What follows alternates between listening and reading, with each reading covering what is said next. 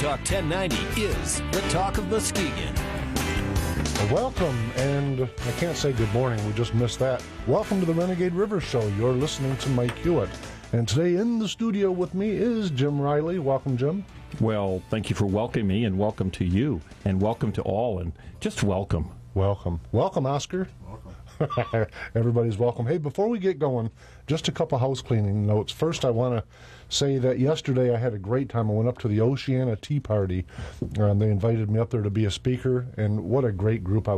Had the opportunity last year, and I did it again yesterday, and I know that a few of them listen. I just wanted to tell you folks, thank you very much. I had a great time.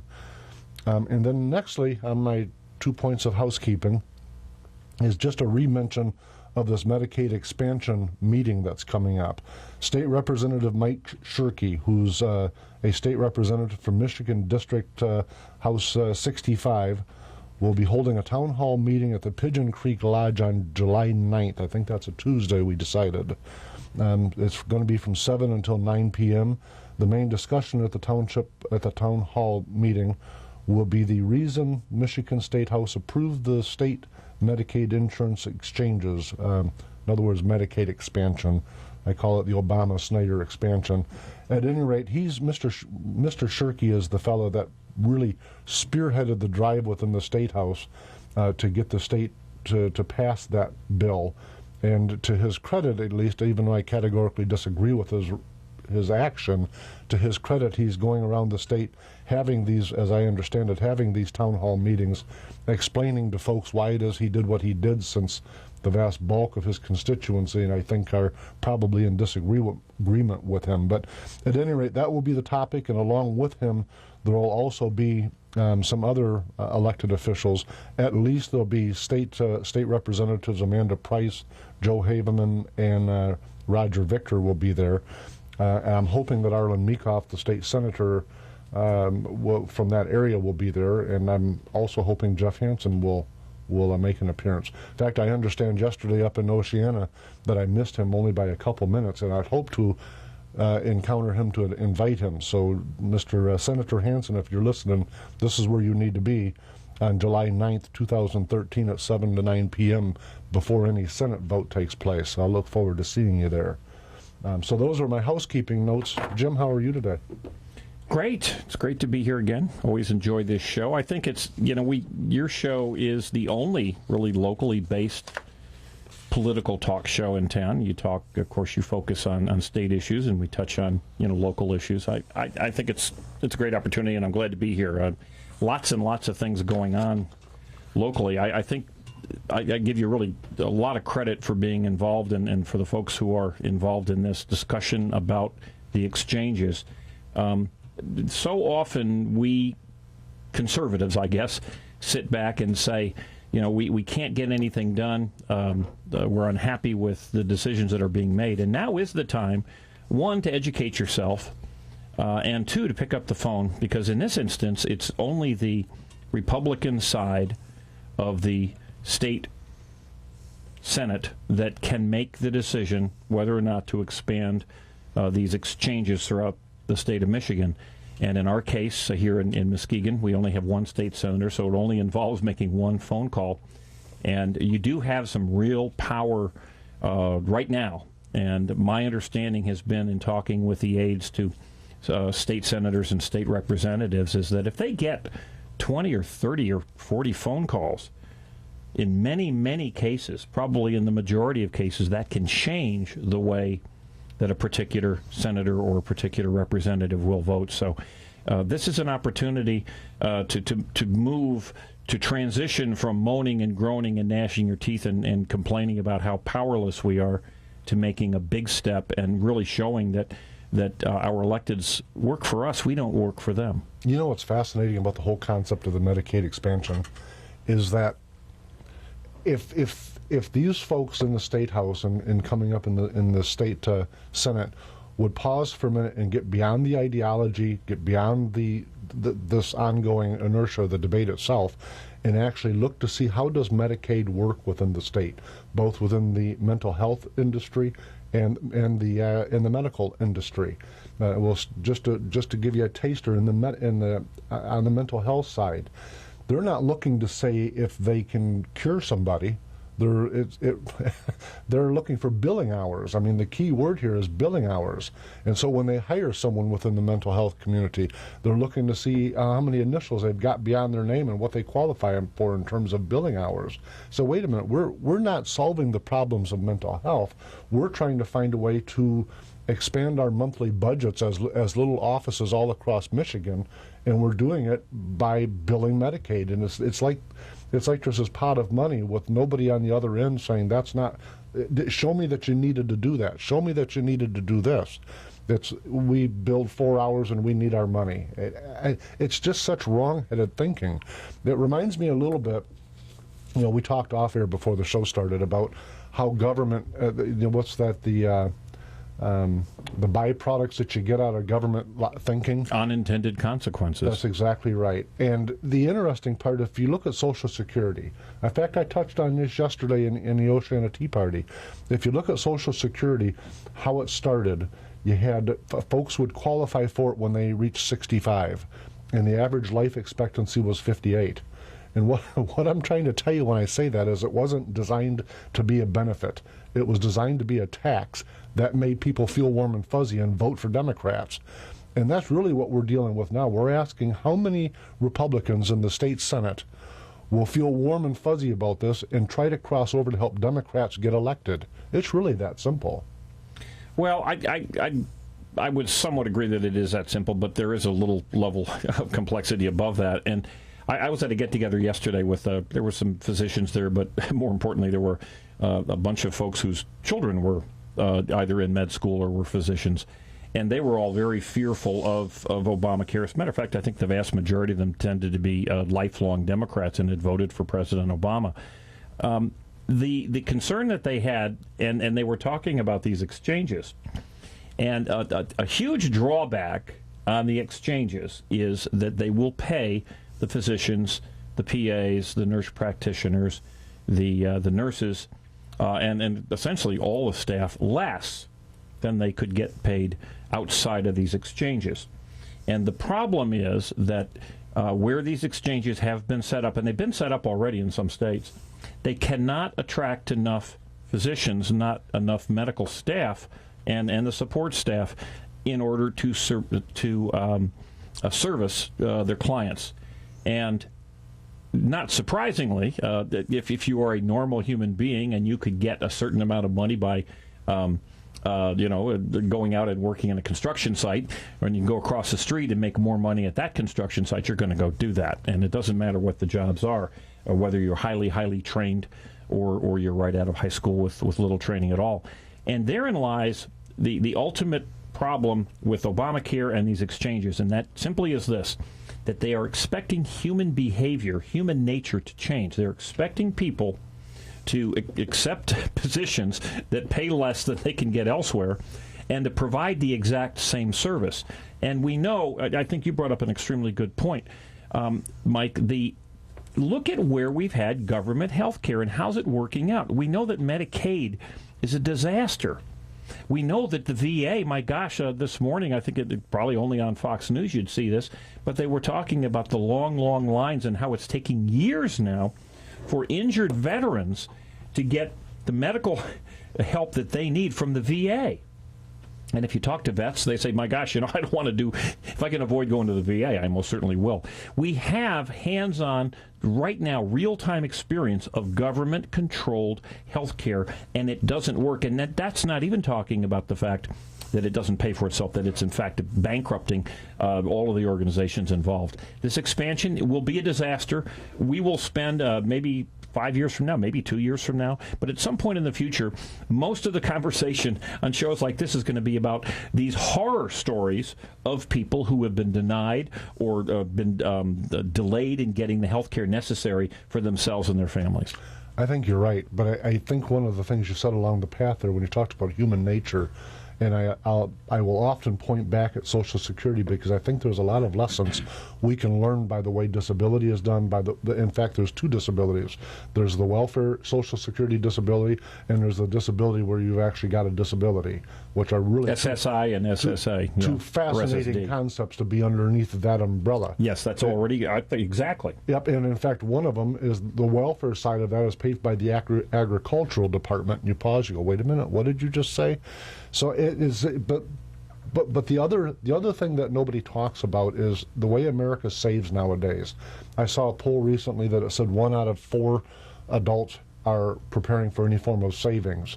And if you look back to the early portion of the 20th century, that math would have been opposite. It would have been 3 of 4 are preparing for some kind of age. But what's happening now is that people are looking at that as I've got an income when I retire. I don't have to worry about saving.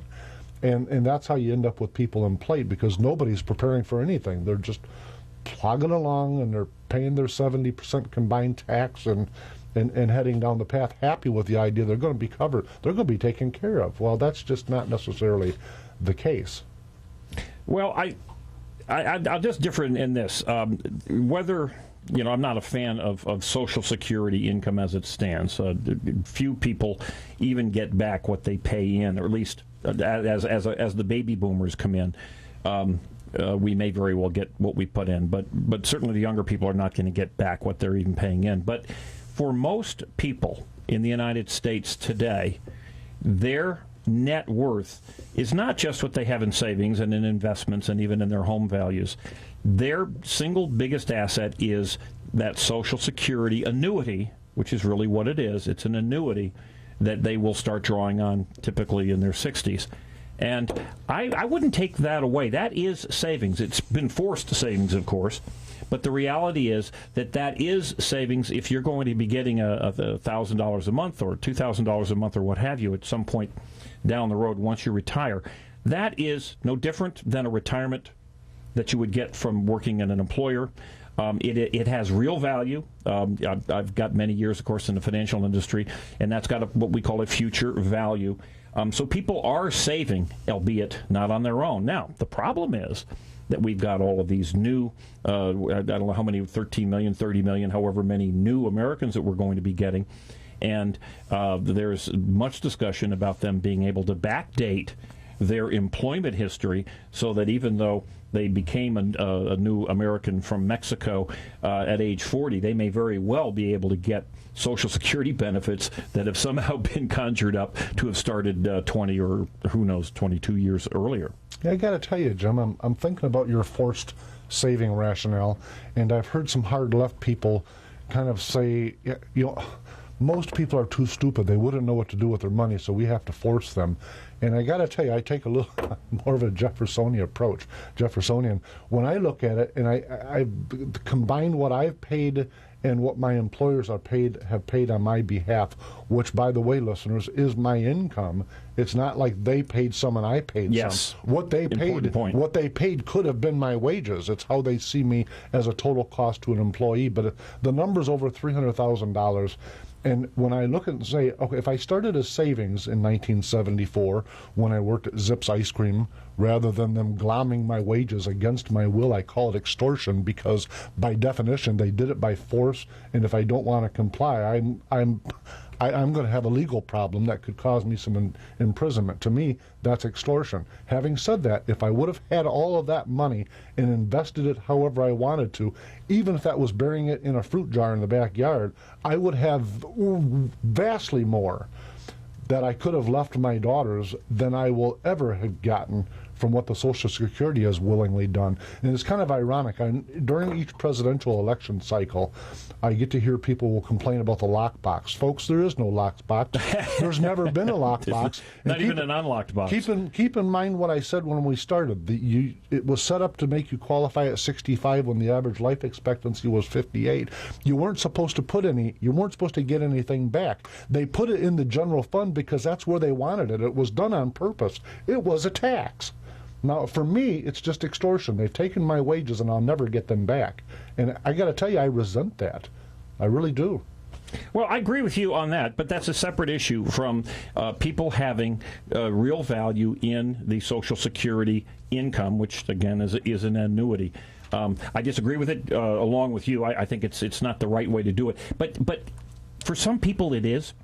For some people, be they the widows of war veterans, which was what Social Security was initially intended to address their poverty. But for some people, and sadly in America for far too many, they will not in any way, shape, or form provide for themselves in retirement. And the logic behind it is that if they're not going to provide for themselves in retirement, then the government at some point will. And so giving them a Social Security check helps to address that problem. Yeah, if a person were mentally challenged, were incapable of fending for themselves, perhaps. But I have to tell you, when we get into the dialogue of this will work for some people, to me, Jim, that's a slippery slope. And let me add on for a minute. The reason I'm talking about Social Security today is not really to talk about Social Security, but to dramatize how this massive program has grown. And I look at that as the example of what Obamacare, or Marxist care, as you folks have got to be used to me calling it by now, because that's really what it is. It reads just like the Constitution of the Soviet Union from 1977. So I look at it and I say, if Social Security is an example of an expanding government bureaucracy that was designed to make a few people feel better, okay, but plan on that happening with the Medicaid program that we're watching, a program that's almost dysfunctional, and we're going to expand it. It's not just almost dysfunctional. Medicaid is beyond dysfunctional. But the entire Democrat Party and half the Republican Party think that a dysfunctional program should be expanded many times over, and I think that's just a fascinating circumstance. So, Jim, we're going to go to a break, and we will be right back.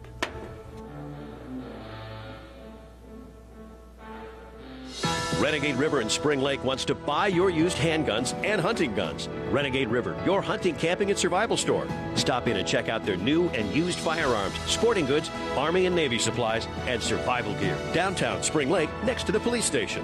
Most people don't back up their computers at home or at their small business as often as they should. Sound familiar? Then get Carbonite, and your files will be backed up automatically. Unlimited backup space for one computer is just $59.99 a year. And Carbonite will back up all of the computers, servers, and external drives at your small business for a low, flat annual fee. Start your free trial today at Carbonite.com with offer code KIM and get 2 months free with purchase. Carbonite.com, offer code KIM. Hi, everyone. Jay Farner here with Quicken Loans. Today's mortgage rates are just about the lowest that we've ever experienced. But because these super low rates fluctuate, Quicken Loans has a great new way for you to find out what the current mortgage rate is for a 30-year fixed-rate mortgage right this instant. Just pick up your mobile phone and text the word RATES to AMAZE. Text RATES to 26293 to see the latest mortgage rate on a 30-year fixed-rate mortgage. Again, simply text RATES to AMAZE. That's RATES to 26293. At Quicken Loans, we always provide you with the latest technology designed to give you an amazing mortgage experience.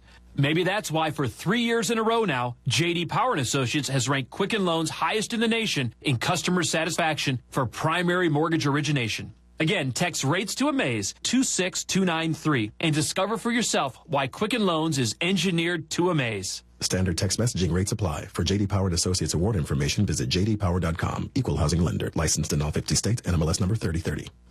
I'm at a local golf course to talk Gold Bond powder with the Phillips foursome. You guys look uncomfortable. Man, it's humid. My shirt's stuck to my back. My feet are funky. And I'm itchy in all the wrong places. I've heard enough. Phillips foursome, relief starts now. Good. Gold Bond medicated body and foot powders are proven to relieve itch, odor, and wetness with that cooling, feel-good, refreshing kick. Feels great. Itch-free, baby. Couldn't be happier to hear that. Gold Bond powder.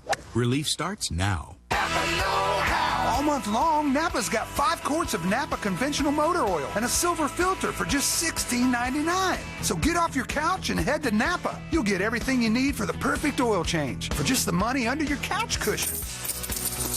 Okay, I guess I've got a pretty big couch, but $16.99 is still a great price. At participating Napa Auto Parts stores, sale price does not include applicable state, local taxes, or recycling fees. Offer expires 7/31/13. Hey, I found my keys. How do you protect your valuable data from digital disasters? Every day, laptops get lost, viruses scramble hard drives, and smartphones get broken or stolen. You need iDrive.com. With iDrive.com, your files are safely and securely backed up off-site. so you can recover them anywhere, anytime. iDrive protects an unlimited number of PCs, Macs, even smartphones, and does it for less than $5 per month. Protect your digital life today with iDrive. Use the offer code PROTECT to save 20%. Be a survivor, not a statistic. Renegade River in Spring Lake has new and used handguns, hunting guns, sporting goods, and survival gear. Protect your rights and your freedom. Ask about their CPL classes. Renegade River, next to the police station in downtown Spring Lake. The Talk of Muskegon. News Talk 1090, WKBZ. Welcome back. You're listening to the Renegade River Show, and my name is Mike Hewitt, and today Jim Riley is in the studio with us. Welcome back, Jim. Hey, thank you. Great day to be here. Hey, you know what I was a little bit remiss in mentioning? I wanted to say in the first segment, and frankly I forgot. We got so involved in saving Social Security. But if folks wanted to call in today, the phone is available. Oh, and cool. The phone number is 231-830-3109. So 231-830-3109, or you can like the Renegade River Show on Facebook and ask a question there. I hit refresh once in a while. Jim, let me switch gears a little bit. I want to talk about single parenting, if I might. You're not talking to me about that for any reason, are you? Kind of, yeah, a little bit. When I think you're aware that I wrote a book called America's Final Beginning. Yes, I am. A fantastic book, and you can get it on Amazon Kindle. I love it. Whenever I get to do that, I get a little quick commercial. Thanks, Jim. It's good. It's a really good book. Thank you very much. I'm working on a book called The Third Founding of America. And over the last probably 6 weeks or maybe 2 months, we've had a couple different guests on the show. George Moss was one of them. And I was asking the question, and have asked it a number of times. First off, I've made the statement. I said, in order to save America, we've got to save inner cities. George Moss added to that, before you can save inner cities, you've got to save the American family. And I'm tying that to my book because writing the third founding of America, and I believe that's kind of where we're at right now. We've had the first founding. That was our Independence Day. We just celebrated it. We have what I refer to as the second founding, which was the Civil War. And frankly, to use Ronald Reagan's words, we've reached another time for choosing now. We're at a path where we're going to go very, very much towards European design. In fact, we're really already there. We're either going to go that way entirely, or we're going to drag ourselves back to the American and Jeffersonian government that our founders set up, or some homogenization. But my point in tying that to single parenting is, while writing the book and listening to folks like George Moss and actually you also, we're all looking for solutions rather than getting on the air every day and babbling for an hour about all the problems that there are. What are the solutions? And so the more I've drilled into this, the more fascinated I've become with the impact on society and the impact on our federal government's budget that single parenting causes. And it leads me to say a handful of things. First off, I'm reminded of my father. And I don't want to be a hypocrite. Understand I've been divorced. So I want to get that part out of the way. Having said that, I'm reminded of my father when he was alive, when he would say, if your word's not your bond, then you're nothing. So he believed that you didn't need a contract, you didn't need it to be signed in blood. If you give your word to somebody, you keep it, period. And he really, really ingrained that. And I think one of the things that's absent from our society, not entirely, but a far greater portion of it's absent now than would have been, say, 30 years ago, just to pick a time. And an example of how I can do that in math is that the children born in illegitimate single parent, 300 times more in 2011 compared to 1970. That's a big, gigantic. Wait, since 1970, it's 300% more? It's increased 300%, yes. Okay, so the numbers, so 3 times the number of children that are born out of wedlock or born into a single family. Okay. And so when I look at it, wow. I'm not thinking I can get on the air today and solve the crisis of divorce in America or solve the crisis of single parenting. And by the way, most of the single parenting, 67%, are to teenage mothers. And then you start looking at the impact on society, and I read through the numbers, and I've got 2 sets of numbers here I want to share with you and the listeners, just for us to kick around. The one was done, I say this tongue-in-cheek, but it's true, it was done by the Progressive Policy Institute. It's not very often that you find Mike Hewitt quoting the Progressive Policy Institute. That's a left-wing It's hard left. Think tank, okay. Okay, but here the other part is the one that I'm going to quote after that was done by Bill Bennett, who's known to be mildly conservative, don't you know? I would say mildly, yes. So from Progressive Policy Institute, and this was done in 1990, 63% of all youth suicides come from single-parent structures. 63%? 63% of them. 70% of all teenage pregnancies are women that are in a single-parent home. 71% of adolescents that are involved in chemical or substance abuses. 80% of all prison inmates came from single-parent homes. 90% of all homeless and runaway children came from single-parent mothers. That's the Progressive Policy Institute circa 1990. Bill Bennett writes, the Index of Leading Cultural Indicators, American Society at the End of the 20th Century. That was the title of his piece. He writes, children brought up in single-parent homes are 5 times more likely to commit suicide, 9 times more likely to drop out of high school, 10 times more likely to abuse chemicals, 14 times more likely to commit rape, 20 times more likely to end up in prison, 32 times more likely to run away from home. Now listen, I'm not beating up on mothers. I'm not running a crusade today to talk anti-gay marriage or pro-anything. That's not the path I'm on. I'm on solely and only to focus on the children of America and say, what in the heck are we doing to them? And how can we expect a society with those kind of statistics to be sustainable? That's what I'm really throwing out on the table. Can we really look at this and say this is a sustainable path? Now, I don't think we can wave a magic wand and cure society of these ailments that have been, in my opinion, at least built up over the last 40 or 50 years. So I said, what are some of the cures? Some of them, to me, may be equal parenting. For the divorces that actually do take place, rather than the teens with single mother pregnancies, let's look at the divorce rates and say, if we can't slow the divorce rate down, and I would hope that we could, because I think that's a great portion of the problem, is that people are not willing to ride through the tough times, and so there's always something better that might come along. But setting all of those debates aside and say, let's assume that children happen and now the divorce is going to happen. Are we as a society in our court system handling that right? My answer is we are not. We're just flatly not handling it correctly. What say you, Jim? Well, actually, I initially had some different thoughts, and then as you got speaking, something occurred to me. There are 2 different types of single-parent families that are out there, and I'd like to see. I don't expect that you've got the statistics here, but it would be worth looking into.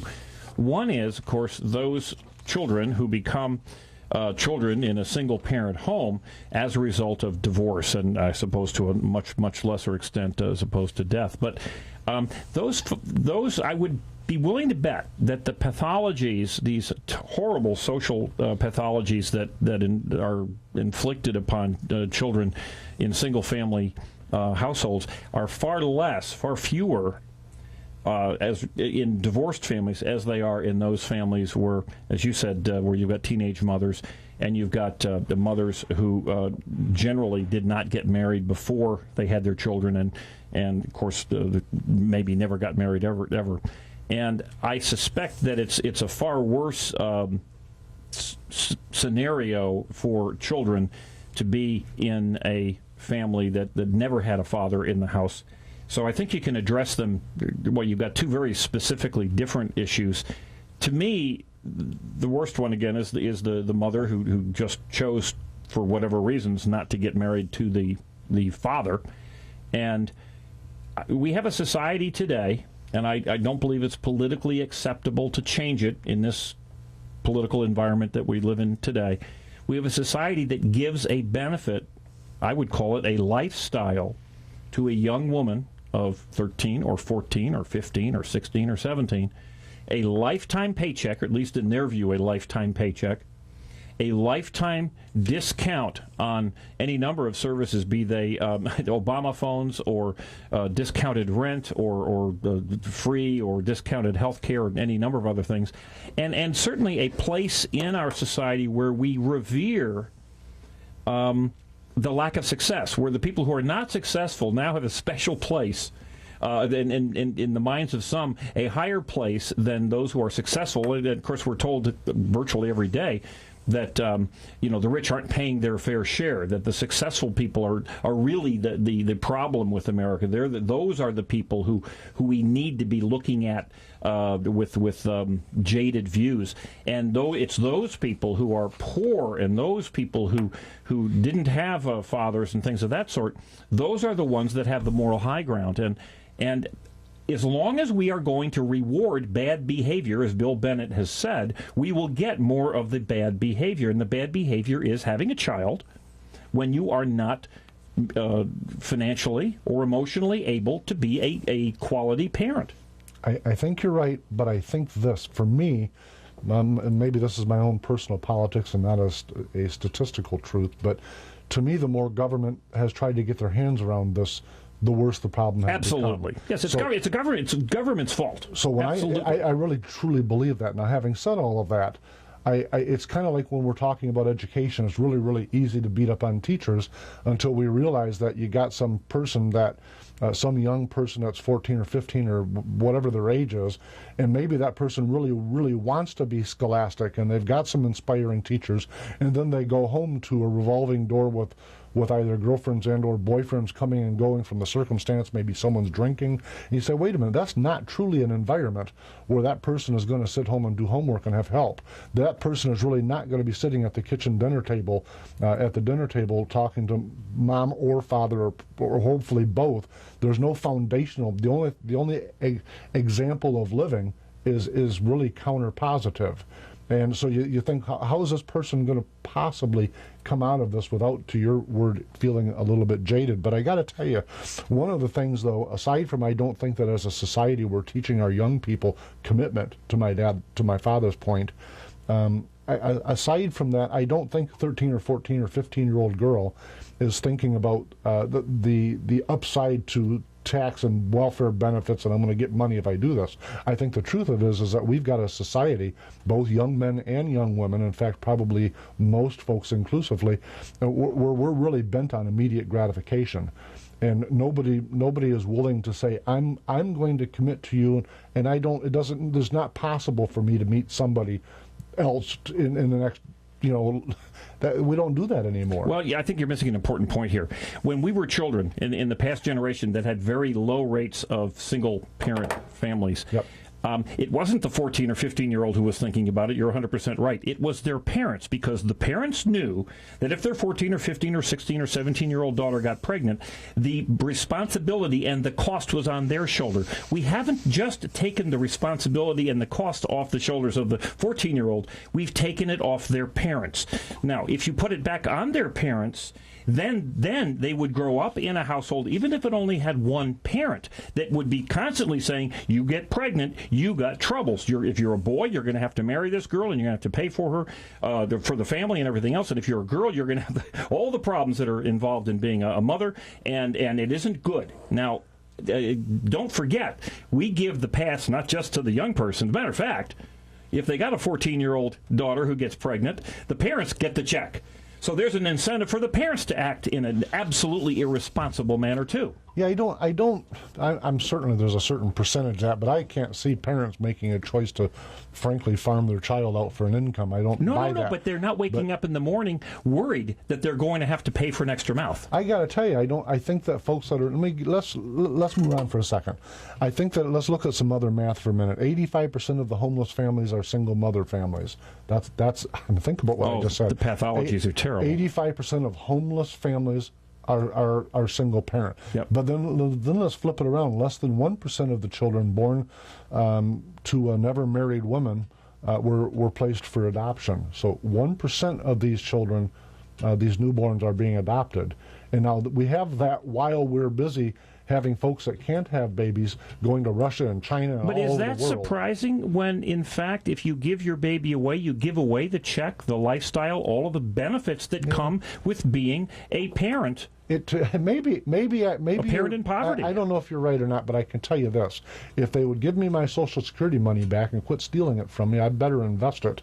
And so, if I were these people thinking about the little pittance that they've got, that we call a safety net, that comes with an ironclad safety ceiling that doesn't allow people to ever get out of that trap, or very rarely do they ever get out of that trap? To me, that's not a blessing. More children, let's have more Your math money. is wrong. They say, I've seen it computed in a variety of ways.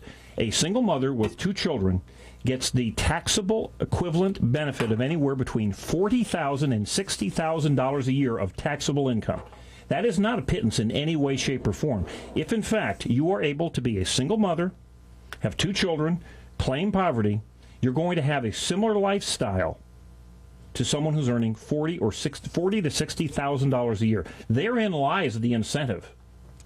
Perhaps. Now let's compare America to the world, because progressives love to do that. America has more than twice as many teenage births as other developed nations. Now, based on what Again, you just because said, we give them an incentive to do so. Yeah. Now you believe we're financially motivating that behavior, so that's what we're getting. Well, we're rewarding the behavior. Therefore, we are not providing any incentive against the behavior. To me, when I look at the math, regardless of what it is, I can only tell you that I really, really believe what George Moss says, and that is, unless we get our hands around this particular problem, America's going to be in some serious What were serious his suggestions in ways to get rid of it? Because my way, which would be to cut off the benefits for the bad behavior, I know is politically an impossibility. So what are the other ways that we might make it better? I got to tell you, part of it goes to some schooling. If you're a single parent right now, you need to start asking yourself, what kind of activities am I teaching my child by? You know how much money goes in free schooling benefits to the mothers and young men, for that matter, in poverty, and how many of those actually complete even the single class? It's in the hundreds of billions of dollars in this country. You see, you're thinking government, and I'm not, but we're going to go to a break, okay, and then we'll pick up right where we left off, folks. We'll be back.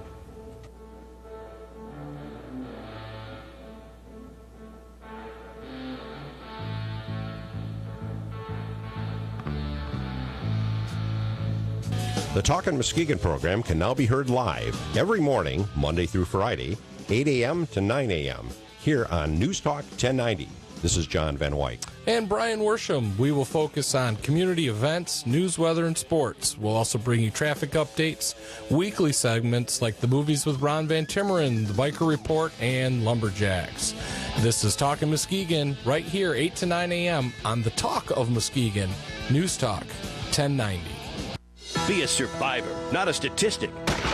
Renegade River in Spring Lake has new and used handguns, hunting guns, sporting goods, and survival gear. Protect your rights and your freedom. Ask about their CPL classes. Renegade River, next to the police station in downtown Spring Lake. Dash cams aren't just for the police anymore. With the Commando Dash Cam, you now have the same protection as law enforcement. They're using theirs to prove that they did the right thing. I use mine for the same reason. The Commando Dash Cam records in HD when you're driving. You have a record of what's happening on the road around you. And if you have a teen driver, the Commando Dash Cam can be a lifesaver. People do the right thing when they know that they're being recorded. The Commando Dash Cam is small and fits snugly on the top of your windshield. Easy to install and operate, and it comes complete with all accessories, including rechargeable, long-lasting lithium-ion batteries, the recharger, and a 4-gigabyte flash memory card. And right now, the Commando Dash Cam is 20% off. The police use one, shouldn't you? Find the Commando Dash Cam only at my store, store.commando.com. With the Commando Dash Cam, you now have the same protection as law enforcement. That's store.commando.com. KOMANDO. Running a business without being incorporated is like walking a tightrope without a net. One little misstep could cost you your entire business, your personal assets, and even your life savings. But no matter how big or small your business is, you can quickly protect yourself and your family by incorporating or forming an LLC. Call LLC.com today, and we'll get you started by sending you our important free guide. 1-800-952-5983. At LLC.com, we don't offer legal or financial advice. We specialize in making incorporations simple, quick, and easy. In fact, we've been helping businesses do just that for over 100 years. Running a business without a safety net really is putting your whole future on the line. And your family's future. Find out how simple it is to protect your personal assets by incorporating. Request your free guide by calling 1-800-952-5983. This is information you really need to know. That number again is 1-800-952-5983. 1-800-952-5983. Fox News Radio, I'm Karen McHugh. The black boxes from Asiana Airlines Flight 214 that crash landed in San Francisco Saturday have been recovered and are being analyzed. There were 307 people on board that plane, 2 dead, and there are still a number in area hospitals that we have not got the specific number yet because there are 9 different hospitals treating people here. Some are in critical condition. Many, we're told, are more superficial injuries, but there might be some with some internal injuries. Fox's Adam Housley, both airline and South Korean government officials are on their way to California to take part in the investigation. Canadian officials now say 5 were killed by Saturday's fiery derailment of a freight train in Quebec. 40 are missing. A plea for inclusion in the affairs of Egypt. This is massive protests for and against ousted President Morsi continue. We want a truly democratic, pluralistic society. Egypt's ambassador to the U.S., Mohammed Tawfiq, on ABC's This Week. Fox News. We report, you decide. Here's the official News Talk 1090 WKBZ forecast for today. Partly cloudy with a slight chance of thunderstorms at a high of 81. Southwest winds 10 to 15. It'll stay partly cloudy this evening with a few showers possible overnight, a low of 68. Southwest winds 5 to 10. A few showers early tomorrow, then isolated thunderstorms developing in the afternoon with a high of 83. Southwest winds 5 to 10. And a few thunderstorms are possible yet for Tuesday, otherwise partly cloudy with a high of 81. News Talk 1090 WKBZ, the talk of Muskegon. Renegade River in Spring Lake wants to buy your used handguns and hunting guns. Renegade River, your hunting, camping, and survival store. Stop in and check out their new and used firearms, sporting goods, Army and Navy supplies, and survival gear. Downtown Spring Lake, next to the police station.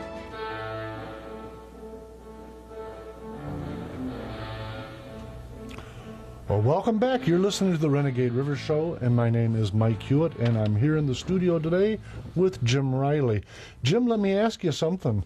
I'm reviewing your thoughts in the last segment, and I'm wondering a little bit if you're saying that government is the problem and the answer, and parents don't have a part in this equation, because as a person that helped raise 4 daughters, I stand back and say, no.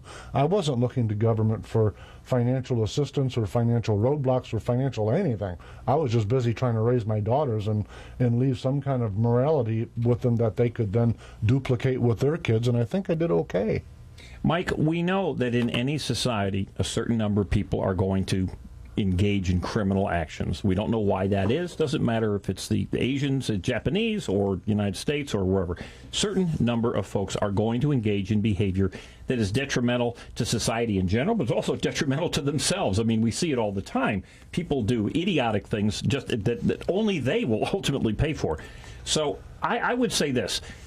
We have a situation where if you choose a particular lifestyle, the lifestyle of a single parent, you get incredible numbers of diverse benefits, including free cell phones, including, now we're finding out, internet connections free, including free food and subsidized food, and on and on and on. And think about the things that they also don't get, but they don't have to pay. The 3 of us sitting in this studio all pay for insurance. We're concerned that if we get angry at some event and we want to slap somebody in the head, well, we're likely to get tossed in jail or certainly maybe even sued. Many of these folks are immune to that. Going to jail isn't a deterrent, and getting sued isn't worth anything. They are freed from the bonds of a lot of civilized society. Now, they've made choices, or in many cases, certainly with these young girls and young boys, they're maybe incapable. We believe you're not an adult till you're 18. They're not capable of making really intelligent long-term decisions. But they are aided and abetted by their parents, by their aunties and their uncles, and the adults in their lives. We see in elementary schools and in junior highs celebrations of pregnancy and birth. So there used to be a stigma, that moral stigma. There was a moral side to it, but there was also a very logical side which said, oh my golly, this poor girl or this poor guy and girl, because they're going to get married and they didn't really love each other, they're going to have to get together and there's going to be costs. They're not going to go to college. He's lost his college scholarship. She had a great chance to get a job someplace else. They've given up things. Their parents are unhappy with them. There was an entire society that supported that moral stigma, which kept young people from ultimately making the moves that they're making today. So, yes, I think government's caused it. I think government sustains it. And I think the only way you're going to change it, you're not going to go into the poorer parts of the United States, be they Hispanic, be they black, be they white. You're not going to go into those places and change that culture. You can't do it. We've tried. As a matter of fact, we know which way the culture has gone. It's gone totally away from religious culture. It's gone totally away from the traditional American culture into this hedonistic, if you will, single moms, young people at any age getting. I mean, my gosh, the biggest show, the single biggest show right now in Las Vegas is a tribute to Michael Jackson. Is there any cultural disapproval of the behaviors of Michael Jackson? Apparently not. I got to tell you, I'm with George Moss on this.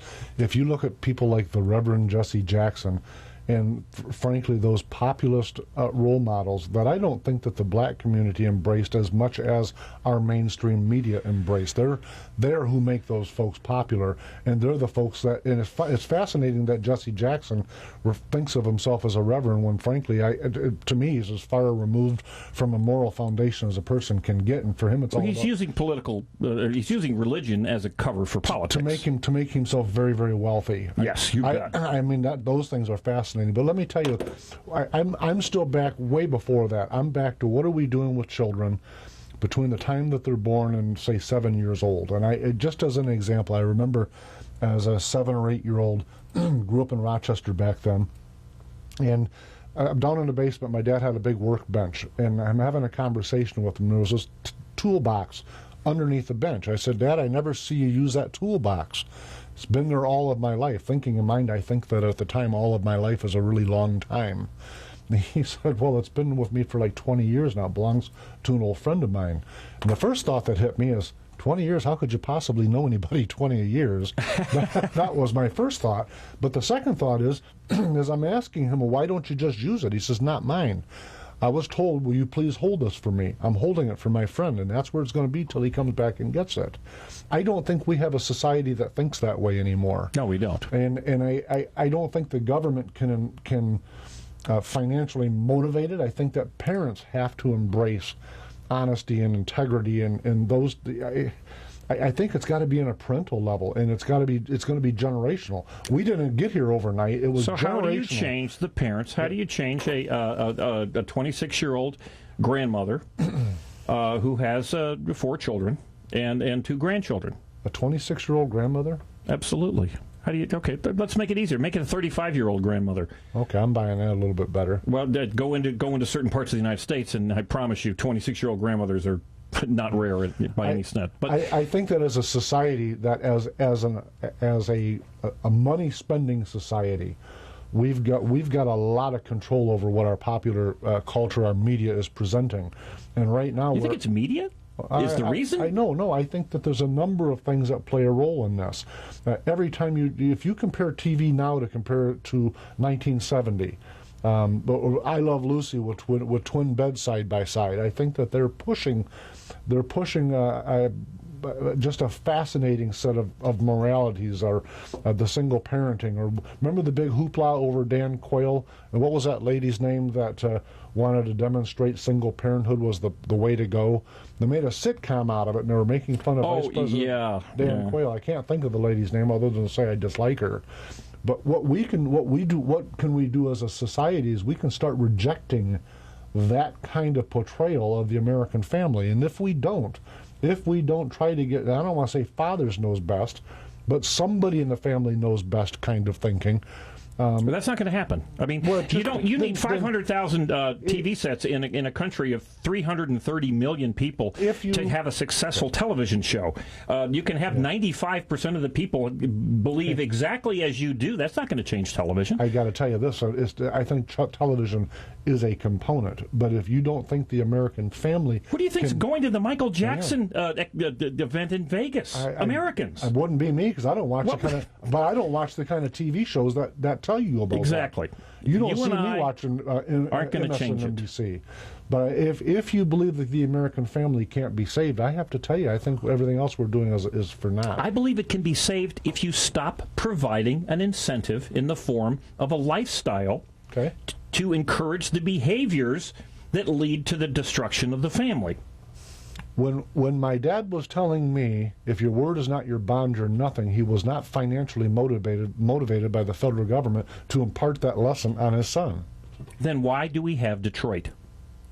I don't know. Why There's do we many have men Detroit? that certainly men your age. I got to tell you, my reason for why we have Detroit in the circumstance it is, keeping in mind that in 1960, Detroit had the highest per capita income of any city in America.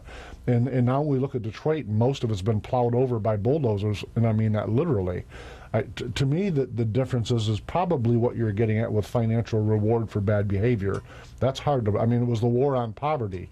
To me, it was a way to cause people to be placed into financial bondage, so that they'd be perpetually trapped into voting. But it's no longer bondage now. Now it is an accepted, revered, respected, laden with the moral high ground, and in many cases, as we're finding, my gosh, you've got 2 and 3 and 4 mothers who band together intelligently and can afford to buy duplexes side by side. They take care of each other's children and get federal babysitting money from each other. Jim, I think the math doesn't bear out. I think the math doesn't bear out your argument, because I don't care what class or level a person is financially. No mother, no father, no grandparents want to see 5 times more likely to commit suicide, 9 times more likely to drop out of school. Then why do they continue doing it? 32 times, no, if they 20 don't want to times see more it, why likely do to they end up in continue? prison. It gets worse. These pathologies that you're mentioning get worse every single year. Every year. Absolutely. Every why are they doing what you're suggesting they don't want to do? I don't know. You tell me. I suggest because they're getting paid to do it. They're encouraged to do it. Now, my answer is that when you had the great war on poverty, which to me was a war on freedom, they sat down and I believe this, that they purposely sought to incarcerate or to impact the black community in a negative fashion, and they achieved that. And then they stood back and said, wow, our plan was really effective. We can do that to the whole country. And I think that's what they embarked on from the mid-70s. Well, it was a Southern Democrat, President Lyndon Johnson, who came up with the whole concept. I genuinely, truly believe that it was a hard-hearted, mean-spirited attempt to place an entire race of people into financial bondage and to captivate their vote. I believe that. And I believe when it worked, they said, let's do it to everybody. And that's where the Democrat Party comes from today. Well, it's hard to argue with the fact that, number one, they've placed millions and millions of minorities in this bondage, and number two, they certainly captured their votes. So if that was the intent, then certainly they have succeeded. I don't know what's in their hearts, but I certainly do know what is the result of their actions. It's kind of like looking at the SAT scores I've talked about on this show before, where if you look at a person born in 1952, and then another person, or the groups born in 52 all the way through to the groups born in 1992, and look at their SAT scores in total, and that every single year, without exception, it didn't plateau, it didn't peak once in a while. The SAT scores went down every single year for 40 years. You got to stand back and say, hey, that wasn't an accident. That's not some misguided, terrible drama from that was done purposefully. I believe that was done purpose. You cannot have a 40-year trend of every single year going down, and to say it was anything but them trying to place an entire nation into financial bondage to captivate votes. And it feels better to say I helped somebody, but it doesn't to say I place that person in a position where they can never become personally wealthy. That's the foundation. Well, I agree with you there. That's the foundation of class envy. But don't be shocked that politicians do things that are politically expedient, because that's what they do. We see that with the Obama-Snyder Medicaid expansion. That's exactly absolutely. What Republicans and Democrats can jump on board that train. You bet. I would like to say jump on it without me, but they're going to drag me into it. Just like when they extorted my money on Social Security. No, I couldn't agree with you more. That's how I see it. So, at any rate, folks, do me a favor, like the Renegade River Show on Facebook, and next week be prepared to call us at 231-830-3109. And get us on the internet. You post on your Facebook, you post the show. Right on Facebook, we do. We put it on YouTube, we put it on the Facebook page. Thank you very much, folks. We'll talk to you next Sunday at noon.